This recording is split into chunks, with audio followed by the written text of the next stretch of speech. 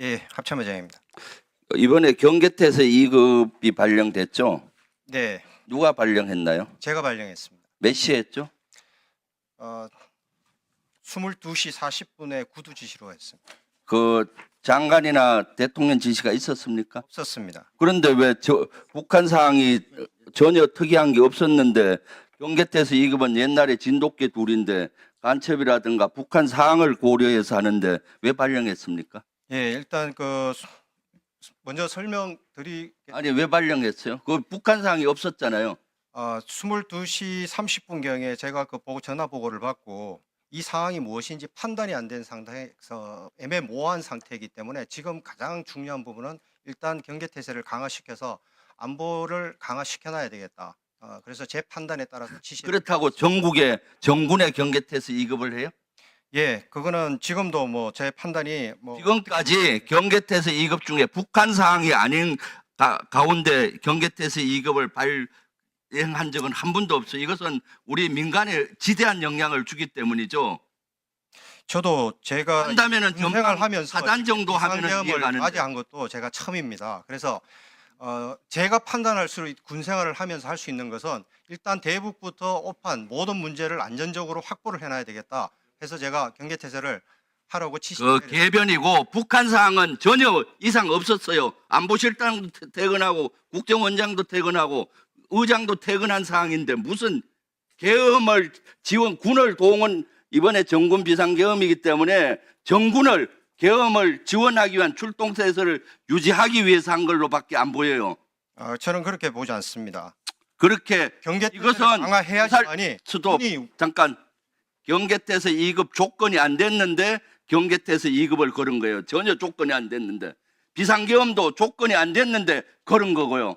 합참의장은 비상계엄을 뒷받침하기 위해서 정군을 동원하기 위해서 비상계엄을 그 경계태세 2급을 건 겁니다. 경계태세 2급이면은 실탄까지 정군에 다 분배하고 다 하는데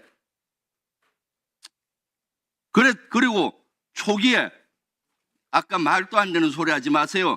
수방사나 특전사 병력 나중에 그 부대 지휘를 한 수 받았잖아요. 그러면 처음에 줄 때도 장관이 그러면 명령을 내려가야지.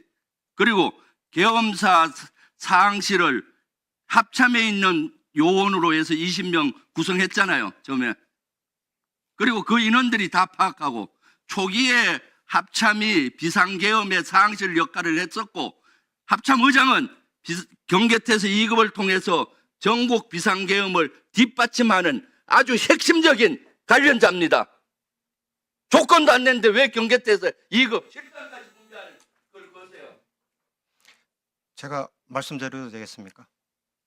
얘기해 보세요.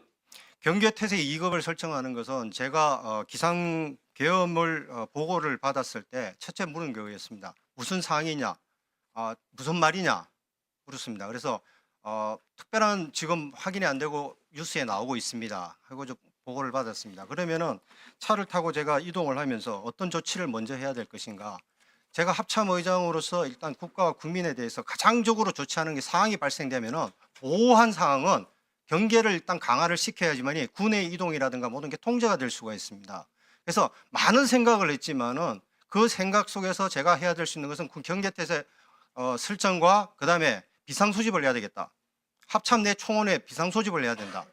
그래야지만이 상황이 파악되고 정리될 수 있을 것이다 해서 제가 그 두 개를 설정을 한 것입니다. 근데 경계태세 설정하는 것이 북한 상황만 있어서 설정한다. 그럴 수 있습니다. 하지만 통합방위태세에 의해서 적의 침투 도발이나 내부에 어떤 문제가 생겼을 때도 경계태세를 설정할 수 있습니다. 그런데 이 경계태세 설정하는 것은 합참의장이 판단하는 겁니다. 그리고 모든 것이 지침에 나오는 것의 절차에 따라서 확인해서 올릴 수 있습니다. 그거는 저희들이 말하는 관료적인 형태의 개념입니다. 존경하는 김병조 의원님께서도 부대를 지휘할 때 상황이 생기면 뭘 합니까? 경계태세를 먼저 강화합니다. 왜? 상황을 모르기 때문에 안전사태를 확보하는 겁니다. 2급을 걸어요. 긴급 조치를 걸어서 상황실을 운영하고 강화하고 정보를 수집하고 정보에 따라서 판단하는 것이지 22시 40분은 대한민국이 아주 평온했어요. 북한은 전혀 움직이지 않고 그런데 경계태세 2급을 걸어서 정군의 실탄을 분배하고 이것은 비상계엄을 합참의장이 정군을 동원해서 뒷받침하겠다 이겁니다. 그거는 동의할 수 없습니다. 합참의장은 어떻게 그것을 경계태세 2급 설정한 것이 비상계엄을 자, 지원한다고 얘기하시는 것은 그는 군 총원이 비상계엄에 동의하고 들어간다는 얘기입니다. 그거는 자, 그렇게 말씀하시면 안 됩니다. 그거는 예, 총원이 질문입니다. 군 총원이 말씀하십시오. 국방부 자체 조사를 하세요. 사실 경계에서 이게 조건도 안 됐는데 정군의 비상을 걸어서 정군의 실탄을 하고 이런 적은 세상에 한 분도 없어요. 북한 상황이 아닌 가운데서 이렇게 그런 적은. 저도 제가 군생활 하면서 비상계엄을 처음 경험했습니다. 그러면 그렇기 때문에 제가 할 수 있는 것은 그러면 직을 걸고 비상계엄을 막았어야지. 제가 들어와 가지고 상황을 파악을 하면서 비상계엄을 직을 던지고 이것은 잘못됐으니까 직을 거기서 던지는 거지. 네. 자, 의장님. 이것은 저기 검찰차장 수사하세요. 알았죠? 이거는 아주 중요한 거예요. 자, 대통령이 아니라 국정조사위원으로서 요구하는 겁니다. 네네. 자, 박준택 의원 조용히 하세요. 내가 받은 거니까. 자, 가만히 계세요. 의장님, 의원이 질의하면은 감정을 섞어서 그렇게 대답하시는 것은 옳지 않다고 생각을 합니다.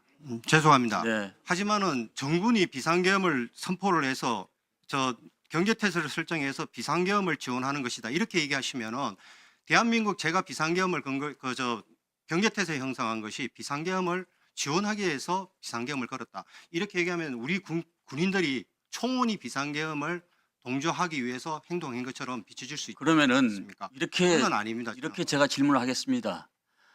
합참의장은 우리 군의 군번이 0번, 1번입니다. 1번이면은 불법 비상계엄이 선포가 됐으면은 이 국회 선관위 다른 지역에 6군데 나간 군 병력들을 바로 철수하라고 했어야죠. 왜 그건 못했습니까? 제가 말씀드리지만은 그때 들어와서 상황을 파악을 하면서 일단 오판 방지에 의한 대부 경계 태세를 일단 강화를 했습니다. 하지만 이 전체 상황을 저도 상황 파악하는데 죄송스럽지만 상황을 제대로 파악을 못했습니다.